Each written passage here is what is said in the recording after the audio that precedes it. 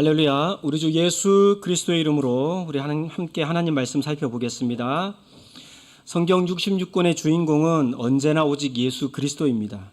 우리 하나님 말씀 누가복음 2장 39절부터 52절까지 말씀 보겠습니다. 누가복음 2장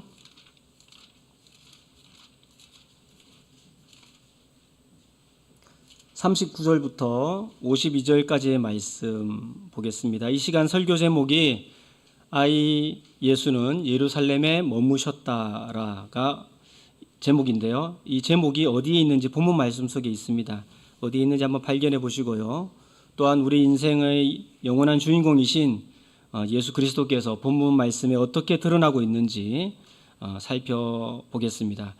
제가 읽겠습니다. 누가복음 2장 39절에서 52절까지 말씀, 39절부터 읽겠습니다. 주의 율법을 좇아 모든 일을 필하고 갈릴리로 돌아가 본 동네 나사렛에 이르니라. 아기가 자라며 강하여지고 지혜가 충족하며 하나님의 은혜가 그 위에 있더라. 그 부모가 해마다 유월절을 당하면 예루살렘으로 가더니 예수께서 12살 될 때에 저희가 이 절기의 전례를 좇아 올라갔다가 그 날들을 마치고 돌아갈 때에 아이 예수는 예루살렘에 머무셨더라. 그 부모는 이를 알지 못하고 동행 중에 있는 줄로 생각하고 하룻길을 간 후 친족과 아는 자 중에서 찾되 만나지 못하매 찾으면서 예루살렘에 돌아갔더니 사흘 후에 성전에서 만난즉 그가 선생들 중에 앉으사 저희에게 듣기도 하시며 묻기도 하시니 듣는 자가 다 그 지혜와 대답을 기이 여기더라. 그 부모가 보고 놀라며 그 모치는 가로되 아이야 어찌하여 우리에게 이렇게 하였느냐. 보라 내 아버지와 내가 근심하여 너를 찾았노라. 예수께서 가라사대 어찌하여 나를 찾으셨나이까. 내가 내 아버지 집에 있어야 될 줄을 알지 못하셨나이까 하시니 양친이 그 하신 말씀을 깨닫지 못하더라. 예수께서 한 가지로 내려가사 나사렛에 이르러 순종하여 받드시더라. 그 모친은 이 모든 말을 마음에 두니라. 예수는 그 지혜와 그 키가 자라가며 하나님과 사람에게 더 사랑스러워 가시더라. 아멘. 오늘 본문 말씀은 아기 예수와 아이 예수의 삶을 보여주고 있습니다. 아기가 자라면 아이가 되지요. 그리고 본문 말씀에는 두 곳의 공간적 배경이 나옵니다. 하나는 예루살렘이고 또 다른 하나는 나사렛입니다. 그래서 오늘 이 시간에는 예루살렘과 나사렛이라는 인생의 무대 위에서 아기 예수가 아이 예수로 성장해 가고 이후 청년 예수로 자라가는 모습을 통해 우리에게 주는 교훈을 찾고 그 삶을 본받고자 합니다. 먼저 39절을 보실까요? 주의 율법을 좇아 모든 일을 필하고 갈릴리로 돌아가 본 동네 나사렛에 이르니라. 원래 예수의 부모 요셉과 마리아는 갈릴리 지역 나사렛에 살던 선남 선녀였습니다. 두 사람이 정혼을 하고 성령으로 말미암아 예수를 잉태하게 되었던 마리아는 예수를 출산할 즈음에 로마 황제의 명령으로 호적 신고를 하러 남편 요셉과 함께 만삭의 몸을 이끌고 베들레헴까지 힘겹게 이동했습니다. 북쪽 갈릴리 나사렛에서 남쪽 베들레헴까지는 약 160km 정도 되는 긴 거리입니다. 도보로 매일 20km를 이동할 경우 8일 정도 걸리는 거리입니다. 더구나 마리아는 만삭의 몸이었으므로 2배 이상의 시간이 걸렸을지도 모릅니다. 당시 호적 신고는 본적지에서 하는 것인데 요셉은 다윗의 자손이었으므로 다윗의 출생지 베들레헴까지 와야 했습니다. 호적 신고하러 베들레헴까지 왔지만 거기서 예수가 출생하자 부모는 베들레헴에서 가까운 예루살렘에 올라가 아들이 출생하면 행해야 할 율법의 의무를 준수했습니다. 그게 누가복음 2장 21절에서 24절, 27절에 나와요. 바로 그것을 오늘 읽은 첫 구절인 39절에서 주의 율법을 좇아 모든 일을 필하고 라고 요약해서 말하고 있는 겁니다.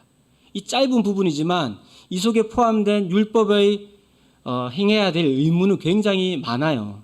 당시 율법에 따르면 여인이 아들을 낳아 8일이 되면 할례를 받아야 합니다. 그리고 아들의 경우에는 33일이 지나야 사녀리 깨끗해지는 것으로 레위기서에 규정이 되어 있어요. 이 기간에는 성소에 들어갈 수 없었고 이 기간이 차면 아이의 엄마는 번제를 위하여 1년 된 어린 양을 취하고 속죄제를 위하여 집비둘기 새끼나 산비둘기를 취하여 제사를 드리도록 했습니다. 만약 어린 양을 드릴 만큼 형편이 안 되면 산비둘기 둘이나 집비둘기 새끼 둘을 가져다가 하나는 번제물로 하나는 속죄제물로 드리도록 되어 있어요. 그게 레위기 13장 3절에서 8절까지 자세하게 나옵니다. 아들이 태어나면 해야 될 율법의 의무들이요. 그런데 누가복음 2장 24절을 보면 이 젊은 부부는 형편이 좋지 않아 어린 양으로 제사를 드리지 못해서 비둘기로 제사를 드립니다. 그러니까 첫아들 예수를 여관을 구하지 못해 구유에서 나온 것만 봐도 이해가 되죠. 따라서 아들을 낳음으로써 예루살렘에 머물렀던 이 젊은 부부는 적어도 할례를 받은 8일에다가 사녀리 부정한 기간 33일을 보내고 비둘기로 제사를 드리는 날까지 합쳐서 적어도 42일 정도는 예루살렘에 머물렀을 것이라는 것을 이 첫 구절에서 우리는 딱 알게 되는 거예요, 사실은. 예, 이 구약적 레위기의 배경을 우리가 쭉 이해하고 있다면, 예, 딱 짧지만 이 속에는 이제 40여일의 시간이 이 속에 담겨 있는 겁니다. 그 모든 율법의 의무를 성실하게 준수하고 북쪽 갈릴리 지역 본동네 나사렛까지 그 160km가 되는 거리를 열흘 이상 걸려서 다시 돌아간 것이죠. 그만큼 요셉과 마리아는 비록 물질적으로 풍족한 삶을 살지 못했지만 당시 하나님의 율법에 하나하나 충실하게 신앙생활을 한 신실한 젊은 부부였습니다. 자, 40절을 보시겠습니다. 아기가 자라며 강하여지고 지혜가 충족하며 하나님의 은혜가 그 위에 있더라. 여기서 말하는 아기는 다름 아닌 예수 그리스도시죠. 아기 예수. 신앙적으로 건강한 부모 밑에서 자란 아이는 어떻게 될까요? 한마디로 잘 자랍니다. 육적으로도 잘 자라서 강하여질 뿐만 아니라 영적으로도 건강하게 자랄 수밖에 없습니다. 이렇게 아기 예수는 나사렛으로 돌아와 신앙적으로 성숙한 부모 밑에서 강하여지고 지혜로웠으며 하나님의 은혜 속에 아이 예수로 무럭무럭 잘 자랐습니다. 우리 중에 신앙적으로 성숙한 부모님을 모시고 있다면 그것은 큰 복 중의 복입니다. 혹시 나 홀로 믿고 있다면 실망할 것이 아니라 내가 육적 부모님의 신실한 영적 부모가 되기를 위해 구하면 됩니다. 바울 사도의 표현을 빌리자면 내가 육적 부모를 복음으로 낳아 영적 부모가 되는 것입니다. 그리고 장차 믿음의 가정을 이루어 실제로 이 젊은 요셉과 마리아 부부와 같은 역할을 내가 하면 되겠죠. 그런 소망을 품었으면 좋겠습니다. 41절에서 42절을 보겠습니다. 그 부모가 해마다 유월절을 당하면 예루살렘으로 가더니 예수께서 12살 될 때에 저희가 이 절기의 전례를 쫓아 올라갔다가 예수의 부모는 아기 예수가 출생할 때만 율법을 좇은 것이 아니라 12살 먹은 아이 예수로 자라갈 동안 유월절이 되면 해마다 먼 거리를 마다하지 않고 갈릴리 나사렛에서 예루살렘을 찾아갔습니다. 출애굽기 23장 14절에서 17절에 보면 이스라엘 모든 남자는 매년 3번씩 주 여호와께 보이도록 했습니다.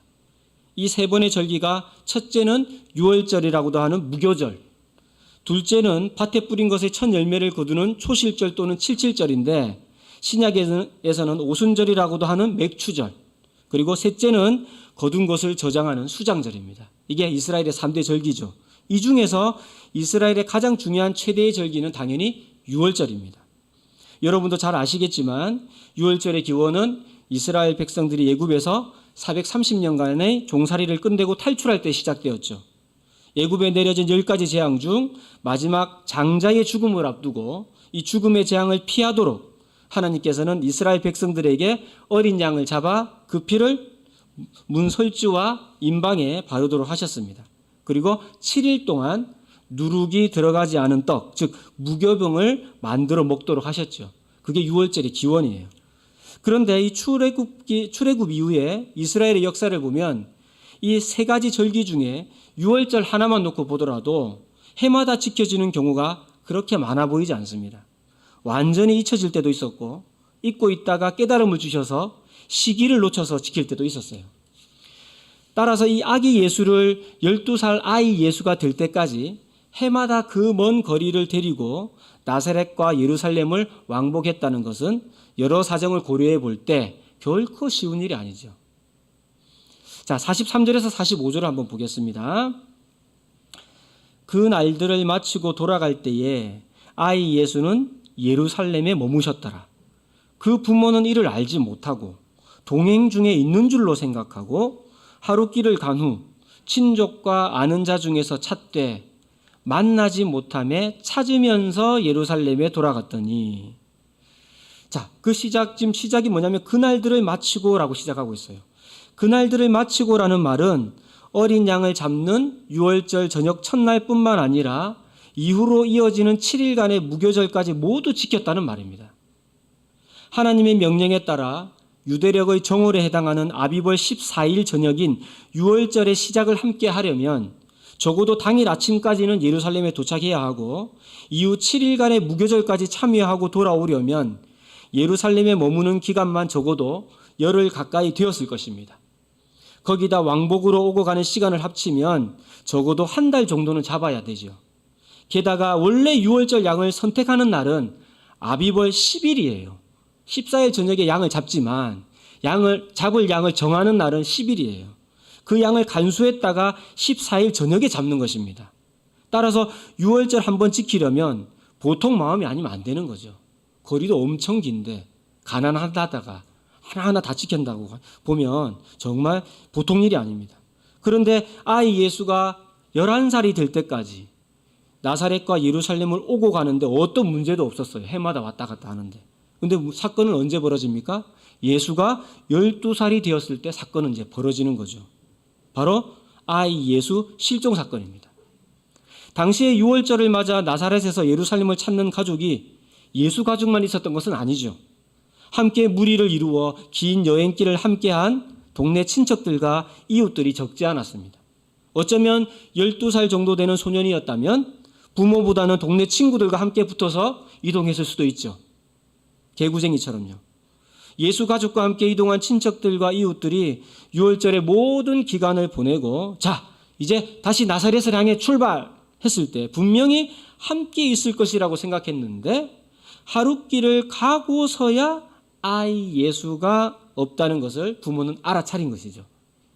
이동하는 다른 무리에 있는 것은 아닌지 찾고 또 찾았습니다. 그렇지만 예루살렘에 그대로 머물러 있었던 아이 예수를 도중에 찾을 수는 없었죠. 그렇게 왔던 길을 복귀하듯이 되돌아가면서 찾고 찾다가 어디까지 왔습니까? 다시 예루살렘까지 돌아오게 된 것입니다. 예수는 맏아들이었습니다. 마가복음 6장 3절에 보면 가업을 이어 목수의 일을 하고 있던 맏아들 예수 밑으로 야고보, 요셉, 유다, 시몬이라는 남동생들이 있었고 여동생들도 있었습니다. 따라서 어린아이들을 데리고 맏아들 예수를 찾아 여기저기 헤매다가 예루살렘으로 돌아오는 길은 참으로 고단한 여정이었을 것이에요. 딸린 동생들이 많잖아요. 자, 46절에서 47절을 보겠습니다. 사흘 후에 성전에서 만난즉 그가 선생들 중에 앉으사 저희에게 듣기도 하시며 묻기도 하시니 듣는 자가 다 그 지혜와 대답을 기이 여기더라. 아이 예수가 없다는 것을 안 것은 예루살렘을 떠난 지 하루만이었지만 예수를 찾아 예루살렘까지 돌아오는 길은 찾고 헤매느라 이틀이나 걸려서 아들과 제외하는데 총 사흘이 걸리는 겁니다. 첫날 하룻길을 갔는데 아이가 없어서 열심히 찾았겠죠. 이제 돌아오는 길에 하루쯤 왔는데 다시 예루살렘 갈 때는 이틀이 걸린 거예요. 얼마나 찾고 헤맸겠어요. 그래서 총 3일이 걸린 거예요. 다시 아들과의 재회를 하기까지. 부모 입장에서 사흘 동안 생사조차 확인을 못한 맏아들이 어디서 어떻게 지내고 있을까 오만 가지 상상을 했을 텐데 예수가 발견된 모습은 뜻밖이었습니다. 예루살렘 성전의 율법 교사들과 어울려 활발하게 묻고 듣는 이른바 하브루타를 하고 있었던 것이죠. 12살 소년의 지혜와 대답이 수준급이어서 율법 선생님들이 깜짝깜짝 놀라워했습니다. 말씀이 이렇게 체화되기 위해서는 일방적으로 듣는 것보다는 아이 예수처럼 말씀에 대해서 듣고 묻는 과정이 필요합니다. 정통 유대인들은 지금도 안식일이 시작되는 금요일 저녁에 가족이 식탁에 둘러앉아 음식을 나누고 토라와 탈무드의 내용을 토대로 삶 속에서 어떻게 경험하고 해석해야 하는지 충분히 나눕니다. 지금도요. 유대인 학교의 도서관은 우리나라 도서관처럼 고요하지 않습니다. 서로 토론 맞짱을 하느라 시끌벅적합니다. 앞으로 말씀을 듣기만 하지 말고 들은 말씀을 가정에서, 신도회에서 교제하면서 서로 활발하게 묻고 답하는 경험을 가지면 좋겠습니다. 말씀이 더욱 살아 역사하는 경험을 누리게 될 것입니다. 말씀에 기반해서요. 유월절을 당하여 해마다 예루살렘에 머물 수 있는 기회를 가진다는 것은 아이 예수에게 어떤 의미가 있을까요? 결국 예수는 실제로 유월절 어린 양처럼 유월절을 당하여 십자가에 달리게 되잖아요. 요한복음 19장 13절에서 18절에 보면 실제로 유월절에 어린 양이 되어 십자가에 달려요. 그날에. 오늘 읽은 본문은 그런 면에서 보면 일종의 복선을 깔고 있다고 할 수 있습니다. 아이 예수에게 있어서 해마다 찾아가는 예루살렘으로 찾아가는 그 유월절은 그 시간은 예루살렘에 머무는 시간은 하나님 아버지께서 자신에게 주신 마지막 사명을 해마다 굳건히 하는 시간이었어요. 아이 예수의 존재 이유는 이렇게 해마다 예루살렘에서 머물면서 재발견되었습니다. 내가 왜 이 땅에 보냄을 받았는지, 내가 결국 유월절을 당하여 유월절 어린 양으로 십자가에 달리게 될 것을 그는 해마다 굳건히 그 사명을 계속 생각하게 되는 것이죠. 우리 성도님들 꿈이 많죠? 그 꿈이 제대로 발견되고 해석되는 곳은 세상이 아닙니다. 그곳은 어디일까요? 예루살렘이죠. 예루살렘. 우리가 진짜 해야 할 사명은 예루살렘에서 발견돼야 됩니다. 48절을 한번 보겠습니다. 그 부모가 보고 놀라며 그 모친은 가로되 아이야 어찌하여 우리에게 이렇게 하였느냐 보라 내 아버지와 내가 근심하여 너를 찾았노라. 부모는 무엇에 놀랐을까요? 아이가 안전하게 발견된 것에 놀랐을까요? 부모를 사흘이나 보지 않고도 태연하게 있는 모습에 놀랐을까요? 아니면 평소에 말도 붙여보기 힘들었던 율법 교사들까지 놀라워할 정도로 맏아들 예수가 그들 중에 둘러싸여 자유롭게 토론하며 주거니 받거니 하는 모습이 놀라웠을까요? 이 모든 놀라움이 섞여 있을 것 같기도 합니다. 만약 저희 집 아이가 세계적인 석학들 사이에 끼어서 자유롭게 토론하고 있는 모습을 보게 된다면 사흘 만에 찾아도 걱정 조금 되겠지만 기쁨이 클 거라는 생각도 듭니다. 이런 복잡한 감정을 가지고 모친 마리아가 말했습니다. 어떻게 가족으로 하여금 너를 찾아 이렇게 헤매도록 했느냐고 하면서 내 아버지와 자신이 근심하면서 찾았다고 했습니다.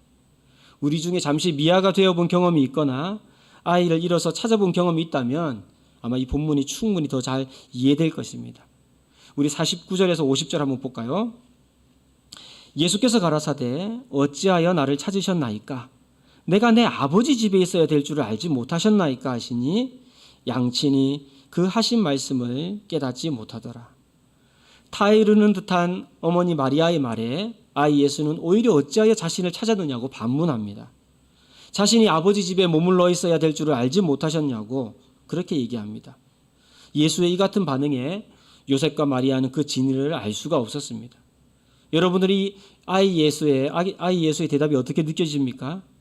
어디 이 생고생을 한 우리 부모님에게 이런 말버릇이 있느냐는 생각도 조금 들지요. 아니면 예수의 진짜 아버지는 하나님이시니까 옳은 대답이라고 생각할지도 모르겠습니다.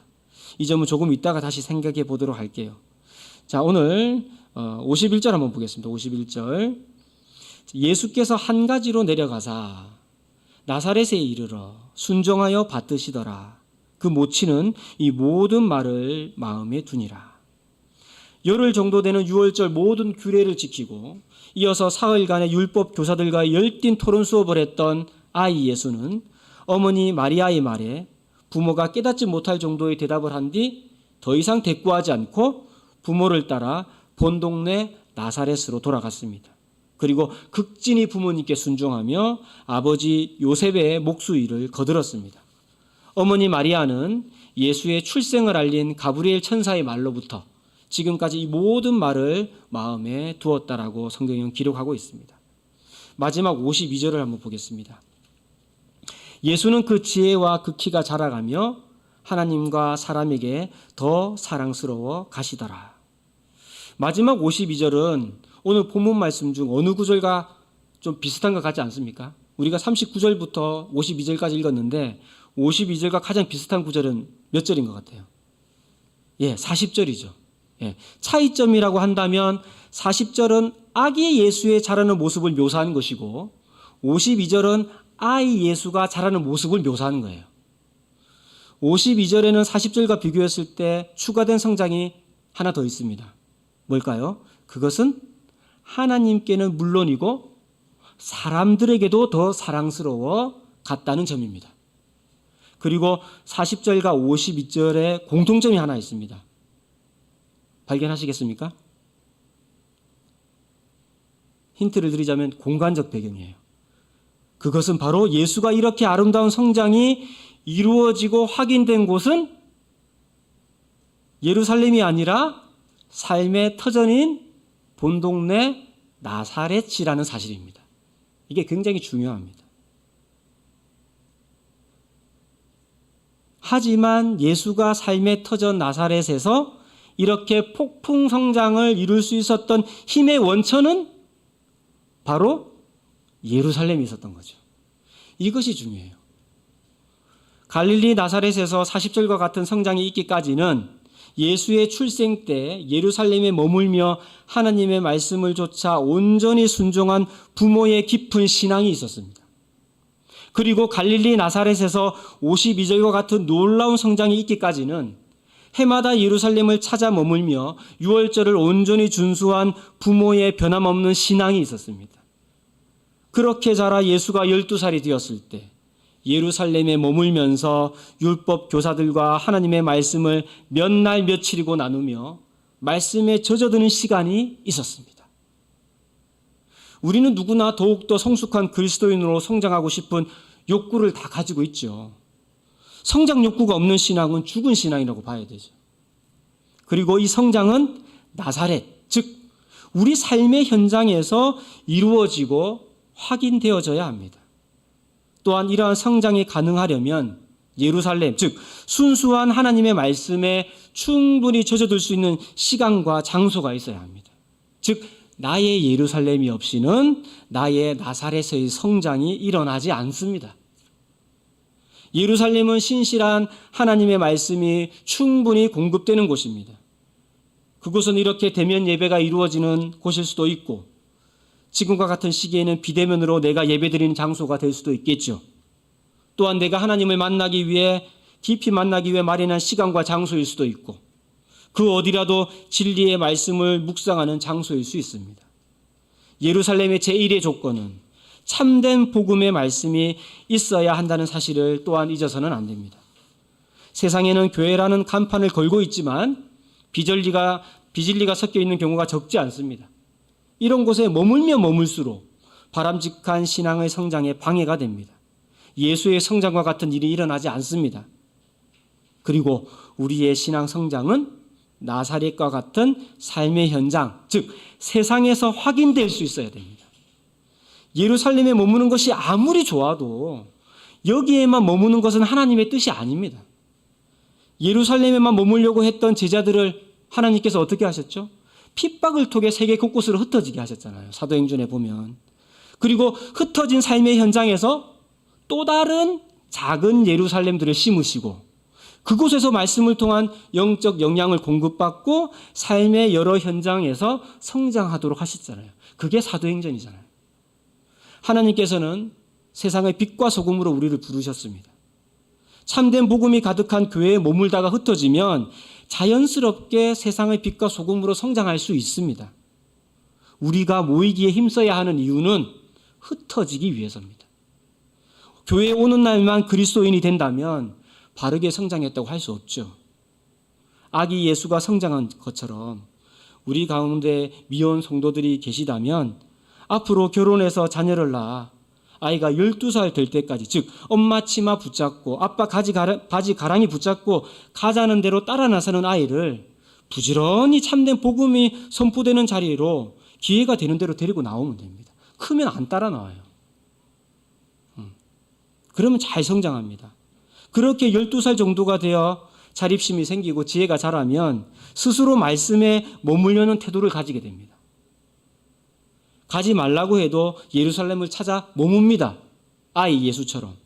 이렇게 12살이 주는 의미가 있어요. 딱 초딩 시절이잖아요. 딱 초딩 시절. 그러면 아주 신앙적으로 건강한 청년으로 자라고 세상에서 빛과 소금이 됩니다. 하나님과 사람에게 사랑스러워 가죠. 영적 예루살렘에 머무는 시기를 잘 보낸 요셉은 17세가 되어 애굽에 팔려가서 많은 고난을 겪었지만 그곳에서 놀라운 영적 성장을 이루어서 이스라엘 민족을 살리는 역할로 쓰임 받았죠. 또한 어린 다윗이 양을 치며 하나님을 깊이 묵상하며 머문 힘으로 삶의 현장 엘라 골짜기에서 거인 골리앗을 쓰러뜨리는 성장을 이루었습니다. 암울한 시대에도 영적 예루살렘에 머물며 하나님의 사람 엘리사를 기억하고 있던 이름 모를 계집아이는 이방 나라에 잡혀가서도 영적 성장을 이루어 주인 나아만 장군의 문둥병이 고침을 받도록 결정적인 역할을 합니다. 초대교회 성도들이 잡혀가고 죽임을 당하는 시기에 예루살렘에 머물며 믿음의 시기를 보낸 로데라는 계집아이는 영적 성장을 이루어 도저히 빠져나올 수 없는 감옥을 천사에 의해 이끌려 나온 베드로의 음성만 듣고도 하나님의 인도로 나온 것을 그 아이는 확신했지요. 이미 유년기의 시간이 지나서 희망이 없다고 생각하시는 분이 있으십니까? 내 육적 나이가 내 영적 나이는 아니니까 늦었다고 생각 말고 지금부터 다시 시작하면 됩니다. 우리 성도님들 모두 예수를 따라 예루살렘에 머물며 영적 에너지를 충분히 공급받기를 부지런히 해서 나사렛과 같은 삶의 현장에서 놀라운 성장을 이루는 그런 성도들 되시기를 예수 그리스도의 이름으로 축원합니다. 할렐루야. 우리 찬양 499장 찬양 드리겠습니다.